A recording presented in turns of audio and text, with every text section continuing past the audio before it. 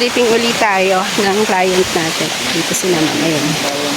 Baka hindi kasi pwedeng i-live si Ma'am eh. So, ito po yung ating farm lot.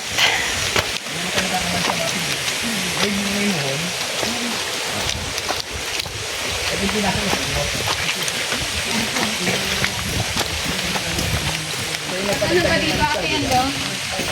Hindi pwedeng ano nang baba. Ito yon. Opo, dito po siya. Makakasama itong mangga? Hindi. Check ko lang, sir. Sana mo agad makuha yung katabi kong isa pa. Yung 14, sir. Ay, yung 12. Please, pakihawak mo nga yung ano. Kahit magkabilan. Check ko po. Inahalo ako nung...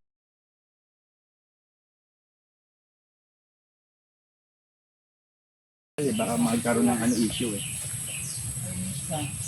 Parang mo na may isa na yun. Parang may isang mukhang payata sa gitna yan.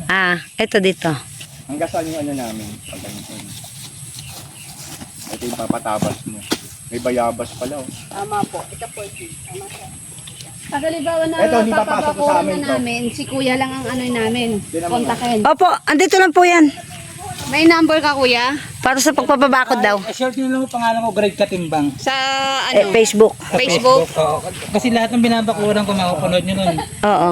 Kahit na... Ano kita para libawa na ano? Isa na lang magpagawa si ma'am. Katimbang po. Yes po sir. Daan po. Walang signal. Mahina ba signal dito? Mahirap pa signal dito eh. Papicture mo na lang yung profile mo. Pag napicturean ko na lang. Yung profile. O may contact number ka ba? Lang makita. Hindi ko inabot kahit isang lote namin. Greg Katimbang. Kung sariwa o ano. Paano kayo magbakod? Paano presyo nyo ng bakod? Eh, per slot po kami. First lot. Doon kasi yung mohon niya sa road. Anyway, pag di umasok, okay lang naman. May manggal naman kayo. Pag nalinis to, ma'am, maganda to. Yung part na to. naman namumunga yan ate. Ay, sa ilang taon na, mag-ano na po yan, sasabay po yan. Sprayan lang po yan, Oo, mamumulaklak alam po. mo naman yung spray dyan. Hindi na po siya lalaki siguro yung malaki yan. Parang ano siya eh. Hindi ba parang natumba siya? Hindi naman. Anong mangga yan? Ano yan, di ba? Kalabaw po yan. Kalabaw, kalabaw. Kalabaw. Sana pumasok yun, oh. Kasi ito, mas mauna mamunga to. Ito yung tinatanong ko sa'yo, Greg. Yung may isang client ako na tinatatanong niya sa akin kung anong puno ng mangga, kung mangga ba o Indian mango. Kasi lahat nandito sa ibabaw niyan, po may mangga yan. Pinauling lang. Pinauling na. Okay. Ito, hindi kasi ito na... Yan natin. May mga matitigas na part naman po. Kung magti-tripping po kayo, yan. Yan. Meron naman po tayong pabota. Yan. Ito part po rin ng road. Magiging road. Yan. Ito po yung malapit na po tayo sa open space natin. At yun nga po, yung open space natin ay may yan, tubig. Ngayon, may tubig yan. So, yung isa pong kubo, ayun po nandoon yung isang kubo. Doon. Hindi po tayo makapasok. Punta na tayo dito.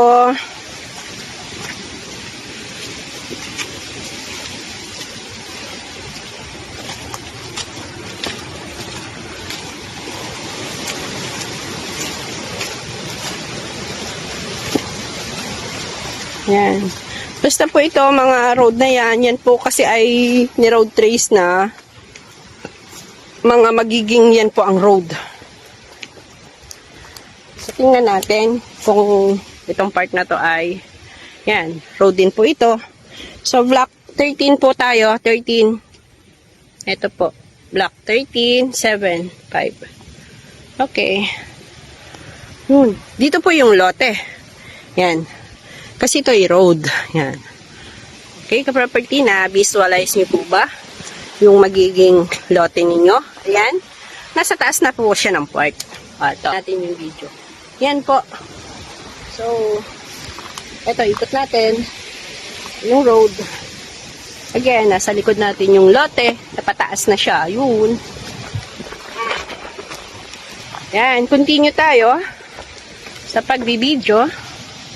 As ito ay 13, din 3, yan, 13.5, and 3. Yan, dito yung 3. Yung 3, Ito yung one, has corner. Yan. Yan, ito na, ang main road. Dito sa 13-3, siya na yung magiging main road. Yan. So, nung isang araw, iba naman ang dinaanan natin. Ito naman, ang pinaka magiging main road natin. So, yun, napansin nyo yun. Taas na yun. Galing tayo kanina doon. Ito nga, pataas yan. Okay, continue pa sa ating pagbibideo. Sana makadaan ako dito. Ay, tingnan naman ninyo. Sana kayo makadaan.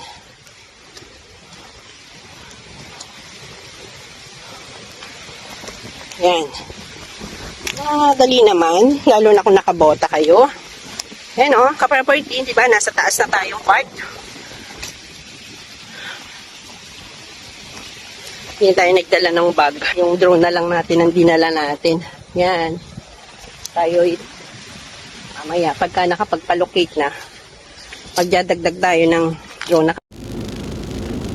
Yan. Ito po yung part ng mga rough road na nasira po yung sementado yan, pero nasira kasi nga may mga truck na dumadaan. So ganito po yung ating madadaanan. Expected po natin yung farm lot natin ay medyo may konting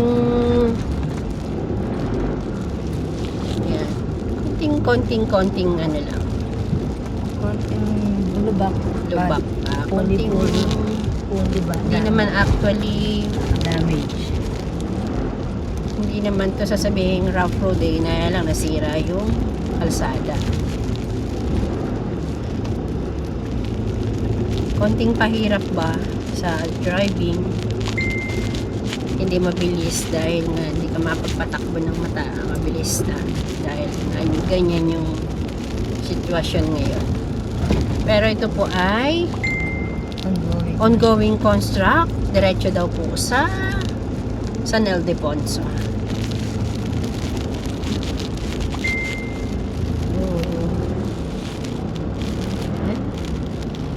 Where my buyer? Where's my...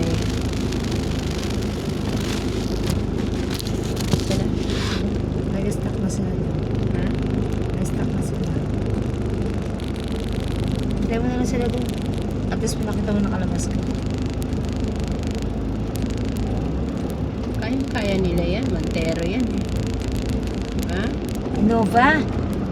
Innova. Yan, Innova, iha. Montero yan. Nakita. Ay, Sa pala. Montero yan. Ay, Natumba-tumba naman itong akin. sa kanila.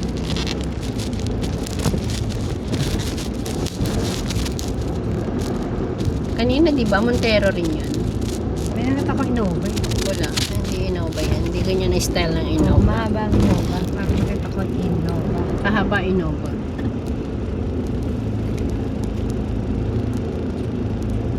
Si Sportivo, laban na to. Talagang Pangbundok. Pang mga laban si ganyang kalsong. Sportivo dyan.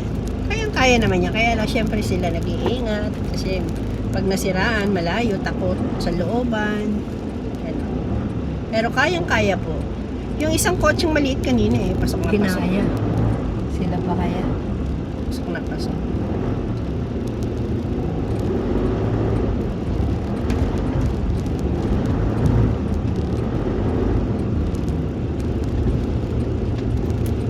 Yan. Sa mga magti-tripping po, ito po yung kasalukuyang daan sa ating farm lot dito sa San Rafael, Bulacan. Pero pag nagawa na po yan, gumanda na yung kalsada at nalinis na rin yung property, syempre ngayon farm lot siya. Maganda niyan, sagad naman yung ating sasakyan sa property. Sabi niya, sir, lalakad na ba tayo? Sabi niya ganun. Sabi ko, hindi ba, sir? Sagad naman po sa property yung sasakyan. Lalo na lalakarin sila.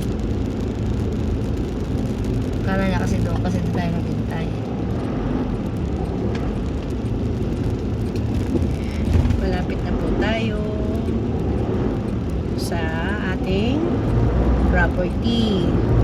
Once po na nakita nyo yan, yung bahay na yan, at saka yung Malangaan Cave doon, kasi diyan may entrance fee na binabayaran. Kaya minsan hinaharang nila, pinapa-stop.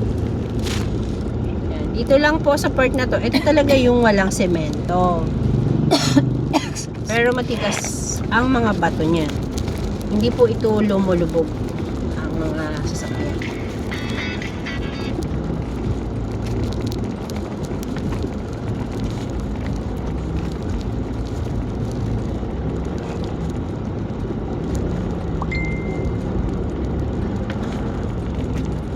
Sanay na si Tibo dyan.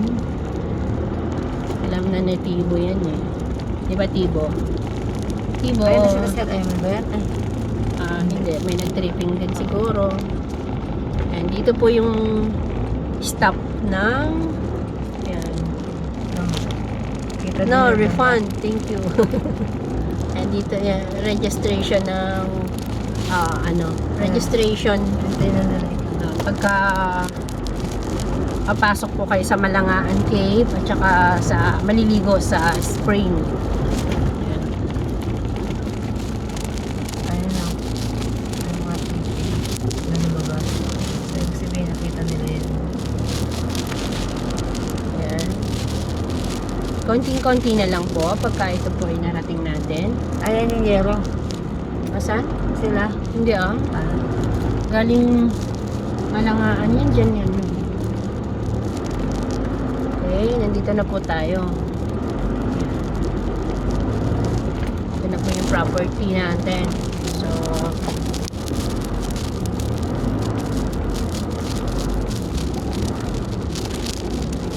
Buwan lang ng ipit. Hindi lang makikita.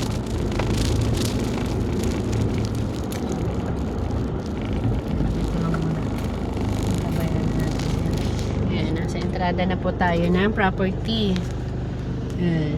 Ito na po yung magiging main road natin eh. Saka hanggang dun po yan. Dun pa. Ayan. Frontage pa po ng property yan. Ayan, nakikita nyo po mayroon pong linya ng Meralco. Ayan. Ayan na si buyer natin. Nasa likodan po natin. Ayan po, papasok mo tayo sila. Parking na lang.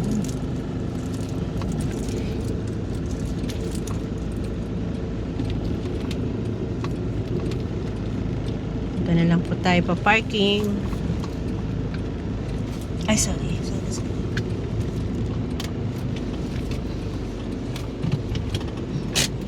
Sama ka sa baba.